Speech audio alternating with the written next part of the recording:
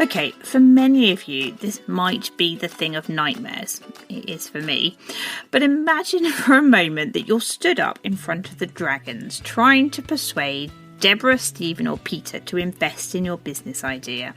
All eyes are on you. Beads of sweat drip down your face and you just know you're blushing. What do? Baffle them with loads of numbers in the hope it makes you sound clever? Or is there a different approach?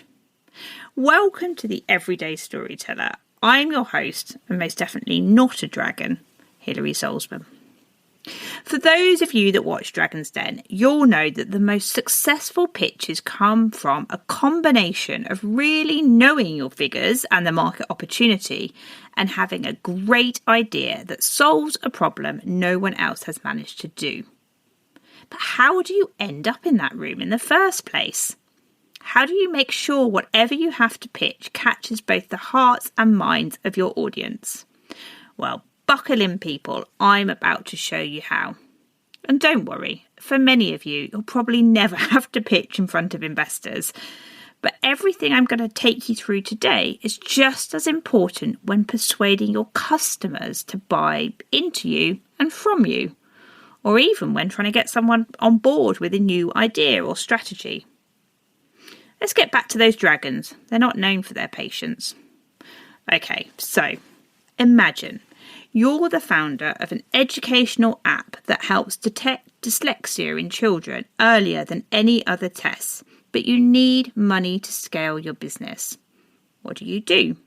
Pull out all the stops with your fancy PowerPoint skills, loads of slides, graphs, business models, profit and loss. Oh, blimey. Or do you tell a story about someone close to you, your son, your daughter, who struggles through school with undiagnosed dyslexia, causing them to withdraw socially, lose interest in learning, feel depressed? And how, in your lowest moment trying to support them, you realised if only there'd been a better way to test for dyslexia, their difficult journey could have been totally prevented. And now all you need to ensure no parent or child goes through the same is funding. And here are all the facts and figures, yada, yada, yada. See, the thing is, we make decisions guided by our heart. And then we look for the logic, the rational to back up how we're feeling.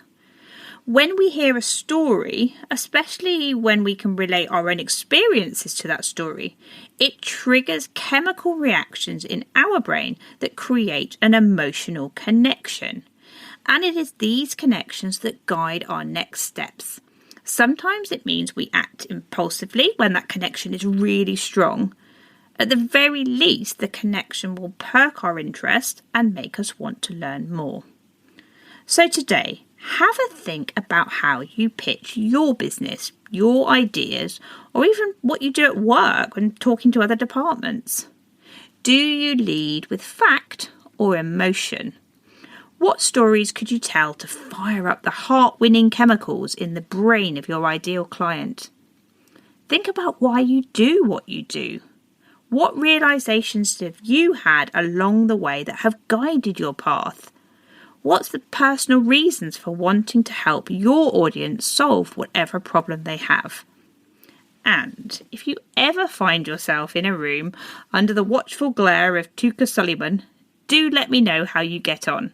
I'll bet you'll have a great story to share one way or another. Oh, before I go, I just wanted to let you know about my special How to Write a Story Masterclass running here on the podcast all of next week. 5 episodes designed to help you take the theory of storytelling and put it into action to write your own stories. All the details are in the show notes and you can download a workbook to go alongside the masterclass. Cheers!